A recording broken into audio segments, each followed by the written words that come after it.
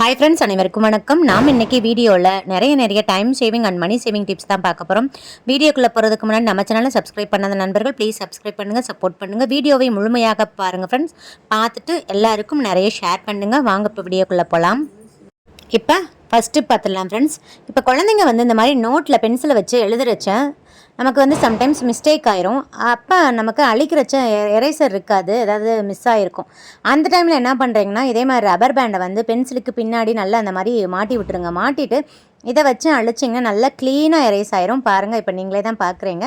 நான் எகெயின் வந்து எழுதி காமிக்கிறேன் பாருங்கள். எழுதி அழிச்சிங்கன்னா ரொம்ப ஈஸியாக நமக்கு எரேஸ் ஆயிரும். ஸோ நம்மக்கிட்ட வந்து எரேசர் இல்லாத டைமில் ரப்பர் பேண்டை வந்து நம்ம யூஸ் பண்ணிக்கலாம். குழந்தைங்களுக்கும் இந்த மாதிரி யூஸ் பண்ணுறதுக்கு சொல்லிக் கொடுங்க. இப்போ நெக்ஸ்ட் டிப் பார்த்துடலாம். இப்போ நம்ம நோட்டில் வந்து இந்த மாதிரி பால் பாயிண்ட் பென் வச்சு நம்ம எழுதிட்டுருப்போம். சம்டைம்ஸ் வந்து அந்த பென் வந்து எழுதாதுங்க, ரொம்ப ஸ்டக்காக எழுதும்.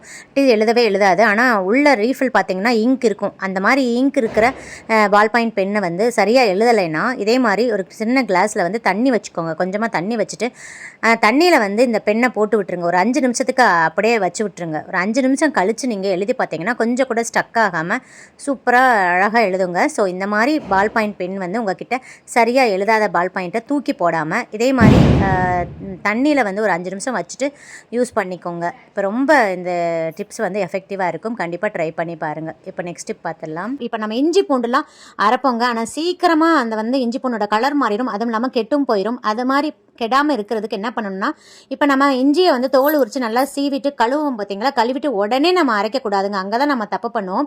இதே மாதிரி ஒரு ஸ்ட்ரெயினரில் ஒரு 1 ஹவருக்கு அப்படியே வச்சு விட்டிங்கன்னா நல்லா அந்த எக்ஸஸாக இருக்கிற தண்ணி எல்லாம் நல்லா வடிஞ்சிருங்க, நல்லா ட்ரை ஆயிரும். அதுக்கப்புறம் மிக்ஸி ஜாரில் ஃபஸ்ட்டு இஞ்சியை சேர்த்துட்டு நல்லா ஒரு 2 நிமிஷத்துக்கு அரைச்சிக்கோங்க. அதுக்கப்புறம் பூண்டை சேர்த்துக்கோங்க. பூண்டை சேர்த்து நல்லா அரைச்சிக்கோங்க. இது கூடயே 2 டீஸ்பூன் குக்கிங் ஆயில் சேர்த்துக்கோங்க. கொஞ்சம் கூட தண்ணி ஊற்றாமல் தாங்க அரைக்கணும். தண்ணி ஊற்றுனீங்கன்னா கண்டிப்பாக கெட்டு போயிடும்.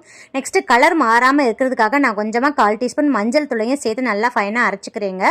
அரைச்சதை கொஞ்சம் ஆற வச்சுருங்க. ஆற வச்சதுக்கப்புறம் இதே மாதிரி ஒரு கிளாஸ் கண்டெய்னரில் ஸ்டோர் பண்ணி வச்சுக்கிட்டிங்கன்னா 6 மாதம் ஆனாலும் கெட்டு போகாது, கலரும் மாறாதுங்க. ஸோ இந்த டிப்ஸை ஃபாலோ பண்ணி பாருங்கள்.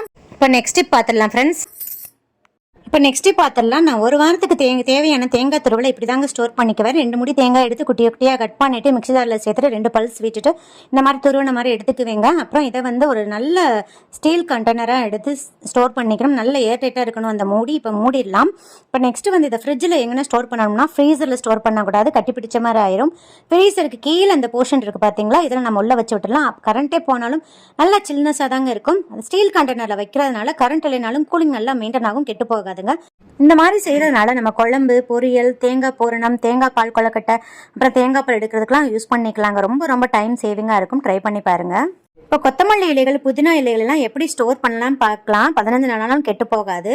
இப்போ வந்து வாங்கிட்டு வந்த கொத்தமல்லி இலையில வந்து அந்த வேர் பகுதியை கட் பண்ணிடுங்க. அந்த காம்பு பகுதியிலையும் ஒரு இலை கூட இல்லாமல் எடுத்துருங்க. ஒரு கெட்டு போன இலை இருந்தாலும் அதை எடுத்துருங்க. இதே மாதிரி தான் புதினாவுக்கும் எடுத்துருங்க. எடுத்துட்டு அந்த காம்பு பகுதியில் நல்லா ரப்பர் பேண்ட் போட்டுருங்க. இதே மாதிரி தான் கருவேப்பிள்ளையிலையும் அந்த பிரான்ச்சஸாக எடுத்துக்கோங்க. அந்த காம்பு பகுதியில் ஒரு இலை கூட இல்லாமல் எடுத்துட்டு அங்கே ரப்பர் பேண்ட் போட்டுருங்க. இப்போ இதே மாதிரி வேஸ்டான ஜூஸ் பாட்டில் எல்லார் வீட்டிலும் இருக்கும்ல, இதை வந்து இந்த மாதிரி பாதியாக கட் பண்ணுங்க. ஃபுல்லாக கட் பண்ணிடாதீங்க. இப்போ கொஞ்சமாக ஒரு 1/4 கிளாஸ் தண்ணி சேர்த்துக்கோங்க. அதில் வந்து இந்த கொத்தமல்லி இலைகளை வச்சுருங்க. காம்பு பகுதி மட்டும்தான் அந்த தண்ணியில் படணும். ஒரு இலை கூட தண்ணியில் படக்கூடாது. அப்படி பட்டுச்சுன்னா கண்டிப்பாக அழுகி போயிருங்க. இதே மாதிரி புதினாவையும் வச்சுக்கோங்க. அதே மாதிரி கருவேப்பிலையும் வச்சுக்கோங்க. இப்போ நம்ம தேவைப்படும் போது இதை ஓப்பன் பண்ணி அப்படியே உருவிக்கலாங்க, ஈஸியாக வரும். இப்போ வந்து இதை வந்து நம்ம ஃப்ரிட்ஜில் அழகாக ஸ்டோர் பண்ணிக்கலாங்க. 3 நாளைக்கு ஒரு தடவை இந்த தண்ணியை கண்டிப்பாக மாற்றிடணுங்க. ஆனால் ஒரு இலை கூட தண்ணியில் படக்கூடாது. 3 நாளைக்கு ஒரு தடவை மாற்றினா தான் இது ஃப்ரெஷ்ஷாகவே இருக்குங்க. இப்போ பாருங்கள், நான் ஃப்ரிட்ஜில் எப்படி ஸ்டோர் பண்ணிக்கிறேன் பாருங்கள். ஈஸியாக ஸ்டோர் பண்ணிக்கலாம், இடமும் அடைச்சிக்காது. கண்டிப்பாக ட்ரை பண்ணி பாருங்கள். இப்போ நெக்ஸ்ட் பார்த்துடலாம் ஃப்ரெண்ட்ஸ். இப்போ நம்ம குடமிளகாயெல்லாம் கட் பண்ணுவோம் பார்த்தீங்களா, அது உள்ளே இருக்கிற விதையை வந்து ஈஸியாக எடுக்கிறதுக்கு இந்த மெத்தடில் குடமிளகாயை கட் பண்ணிக்கோங்க. குடமிளகாயை பேக் சைடில் திருப்பி போட்டுட்டு அந்த கட் பண்ணுற மாதிரி ஒரு போர்ஷன் இருக்குது பார்த்தீங்களா, 3 போர்ஷன், அதில் வந்து நைஃபை வந்து இந்த மாதிரி கட் பண்ணிக்கோங்க. கட் பண்ணிவிட்டு ஓப்பன் பண்ணிங்கன்னா ஈஸியாக அந்த விதையை மட்டும் அழகாக எடுத்துடலாங்க. ஸோ இந்த மெத்தடில் குடமிளகாயை கட் பண்ணி யூஸ் பண்ணுங்கள், ரொம்ப எஃபெக்டிவாக இருக்கும். இப்போ நெக்ஸ்ட் பார்த்துடலாம். இப்போ அழுக்கு துணியெல்லாம் போட்டு வைக்கிறதுக்கு இதே மாதிரி கூட எல்லார் வீட்லையும் இருக்கும்ல, சம்டைம்ஸ் அதோட மூடி உடஞ்சி போயிடும், அப்படி இல்லைனா மிஸ் ஆயிரும். அந்த மாதிரி டைமில் நம்ம ஓப்பன்லேயே வச்சுக்கிறது ஒரு மாதிரி பார்க்குறதுக்கு நல்லா இருக்காது, ஒரு மாதிரி ஸ்மெல் வர ஆரம்பிக்கிற மாதிரி இருக்கும். அந்த மாதிரி டைமில் என்ன பண்ணுறீங்கன்னா, இதே மாதிரி வேஸ்ட் இன்ஸ்கட் இருக்கும்ல, அதை வந்து எடுத்துக்கோங்க. அதை வந்து இந்த மாதிரி கூடையில் மாட்டி விட்டுருங்க. மாட்டிட்டு இந்த நாடாவை பிடிச்சி இழுத்திங்கன்னா நல்லா ஸ்டிஃபாக வந்து நமக்கு க்ளோஸ் ஆகிக்குங்க.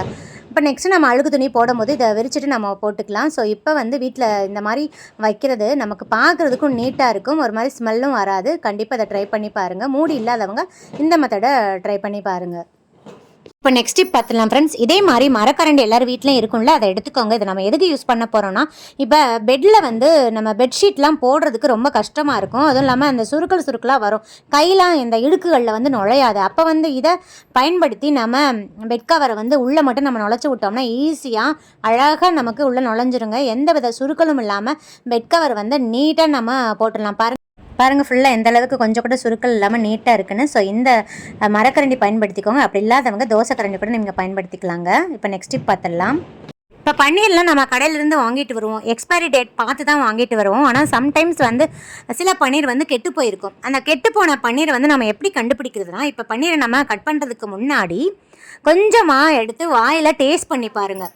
வாயில் போட்டு அந்த பன்னீர் வந்து கொஞ்சம் புளிப்பு சுவையுடையதாக இருக்குங்க. அப்படி புளிப்பு சுவை இருந்துச்சுன்னா அந்த பன்னீரை யூஸ் பண்ணாதீங்க, அது வந்து எக்ஸ்பைரி ஆன பன்னீர். ஸோ அதை டிஸ்கார்ட் பண்ணிடுங்க. இப்போ நெக்ஸ்ட் டிப் பார்க்கலாம். இப்போ பன்னீரை வந்து நம்ம ஏதாவது ரெசிபி செய்கிறதுக்கு யூஸ் பண்ணுவோம். சம்டைம்ஸ் வந்து நமக்கு பன்னீர் வந்து மீதமாயிருங்க. மேக்ஸிமம் பன்னீர் வந்து ஃபுல்லாக யூஸ் பண்ண பாருங்கள். சில டைம்ஸ் நமக்கு மீதமாயிடுச்சுன்னா அதை வந்து நம்ம ப்ராப்பராக ஸ்டோர் பண்ணணும். இல்லை அதை அப்படியே வச்சுட்டோம்னா, பேப்பர்லேயோ கவர்லேயோ சுற்றி வச்சிட்டோம்னா அதை வந்து மாய்ஸ்சர்லாம் இல்லாமல் போயிருங்க. அதனால் வந்து நமக்கு ஒரு மாதிரி எல்லோஷாக ஆகிட்டு பூஞ்செலாம் பிடிக்கிறதுக்கு வாய்ப்பு இருக்குது. ஸோ ப்ராப்பராக வந்து நம்ம மீதமான பன்னீரை ஸ்டோர் பண்ணணும். அதுக்கு வந்து இதே மாதிரி ஒரு பவுல் எடுத்துக்கோங்க, ஏர் டைட்டான பவுல் எடுத்துக்கோங்க. அதில் வந்து தண்ணி சேர்த்துக்கோங்க, கொஞ்சமாக சால்ட்டு ஒரு டீஸ்பூன் சேர்த்துக்கோங்க. சேர்த்துட்டு நல்லா மிக்ஸ் பண்ணிடுங்க. தண்ணியில் சால்ட்டை வந்து நல்லா கரைச்சி விட்ருங்க. இப்போ வந்து நம்ம மிச்சமான பன்னீரை வந்து தண்ணிக்குள்ளே மூழ்கி இருக்கிற மாதிரி பார்க்கணுங்க. அந்த சால்ட் வாட்டரில் பன்னீர் வந்து மூழ்கி இருக்கிற மாதிரி இருக்கணும். இப்போ உள்ளே வச்சுட்டு நல்ல ஒரு ஏர்டைட்டான மூடியை போட்டு க்ளோஸ் பண்ணிவிட்டு ஃப்ரிட்ஜில் ஸ்டோர் பண்ணிடுங்க. ஃப்ரிட்ஜில் எங்கன்னு ஸ்டோர் பண்ணணும்னா, ஃப்ரீசருக்கு கீழே ஒரு போர்ஷன் இருக்கும்ல, நம்ம பால் பாக்கெட்டு தயிர் பாக்கெட் இதெல்லாம் வைப்போம்ல, அங்கே தாங்க நம்ம ஸ்டோர் பண்ணணும். வேறு எங்கேயும் ஸ்டோர் பண்ணக்கூடாது. அங்கே வச்சா தான் நமக்கு கூலிங் எப்பயுமே நல்லா மெயின்டைன் ஆகும். கரண்ட்டே இல்லைனாலும் கூலிங் நல்லா மெயின்டைன் ஆகும். ஸோ இந்த மாதிரி மிச்சமான பன்னீரை நம்ம ஸ்டோர் பண்ணி வச்சோம்னா நீண்ட நாட்கள் கெட்டு போகாமல் தடுக்கலாங்க. இப்போ நெக்ஸ்ட் டிப் பார்த்துடலாம். இப்போ இட்லி பாத்திரத்தில் நம்ம இட்லி வேக வைக்கும் போது அந்த மூடிலெல்லாம் வாட்டர் வேப்பர்ஸ் வந்து நமக்கு ஃபார்ம் ஆகிட்டு இட்லிலாம் படும். அப்படிப்பட்ட நமக்கு பிரச்சனை கிடையாது. ஆனால் அந்த மூடியில் இருக்கிற ஸ்க்ரூ வந்து சம்டைம்ஸ் வந்து நமக்கு துரு பிடிக்குங்க. ஆனால் எப்படி தான் தேய்ச்சி கழுவுனாலுமே அந்த துரு இருக்க தான் செய்யும். அந்த துருவில் வந்து அந்த வாட்டர் வேப்பர்ஸ்லாம் பட்டுட்டு அந்த துரு தண்ணியாகவே நமக்கு இட்லியில் மேலே படும். எனக்கு அப்படி தாங்க பட்டிருக்கு. அதனால தான் நான் எக்ஸ்பீரியன்ஸில் தான் சொல்கிறேன். துரு தண்ணி பட்ட இட்லிலாம் சாப்பிடக்கூடாது, உடம்புக்கு நல்லதில்லை. ஸோ அந்த மாதிரி துரு தண்ணி பட்டு இட்லி வேஸ்ட் ஆகாமல் இருக்கிறதுக்கு அந்த ஸ்க்ரூ மேலே இந்த மாதிரி நல்ல ஸ்ட்ராங்கான செலோ டேப்பை ஒட்டி விட்டுருங்க. இந்த மாதிரி ஒட்டிட்டு நம்ம சமைக்கிற பட்சத்தில் அந்த ஸ்க்ரூவில் வந்து நமக்கு அந்த வாட்டர் வேப்பர்ஸ் படாமல் நம்ம தடுக்கலாங்க. ஸோ இது நல்ல ஒரு எஃபெக்டிவான டிப்ஸ் தான். கண்டிப்பாக ட்ரை பண்ணி பாருங்கள். இப்போ நெக்ஸ்ட் டிப் பார்க்கலாம். இப்போ இதே மாதிரி டிஷ்யூ பேப்பர் இருந்தால் எடுத்துக்கோங்க. நான் இன்றைக்கி 3 டிஷ்யூ பேப்பர் எடுத்திருக்கேன். நீங்கள் எத்தனை வேணும் எடுத்துக்கலாங்க. இதில் வந்து கொஞ்சமாக பவுடரை போட்டுக்கோங்க. இப்போ வந்து இதை வந்து நம்ம மடக்கிக்கலாங்க. அப்படி இல்லைன்னா நீங்கள் ரப்பர் பேண்ட் மடக்கி ரப்பர் பேண்ட் கூட போட்டுக்கலாங்க. இப்போ நம்ம எதுக்கு யூஸ் பண்ண போகிறோம்னா, நம்ம சம்டைம்ஸ் மழை காலத்தில் வந்து இந்த ட்ரெஸ்லலாம் ஈர ஸ்மெல் வரும். துவைச்சி மடைச்சி வச்சாலுமே நமக்கு ஒரு மாதிரி ஈர ஸ்மெல் வரும். அந்த மாதிரி வராமல் இருக்கிறதுக்கு இதே மாதிரி இந்த பேண்ட்டு வார்ட்ரோப்பில் மடைச்சி வச்சுருப்போம் பார்த்திங்கன்னா, இந்த பேண்ட்லாம் இந்த டிஷ்யூ பேப்பரை வச்சு விட்ருங்க.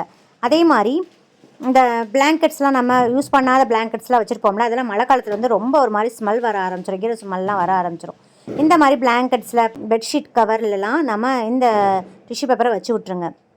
அதே மாதிரி வார்ட்ரோப்பில் பீரோவில் வச்சுருக்கிற சாரீஸ்லலாம் இதே மாதிரி நுழைச்சி விட்ருங்க இந்த டிஷ்யூ பேப்பரை.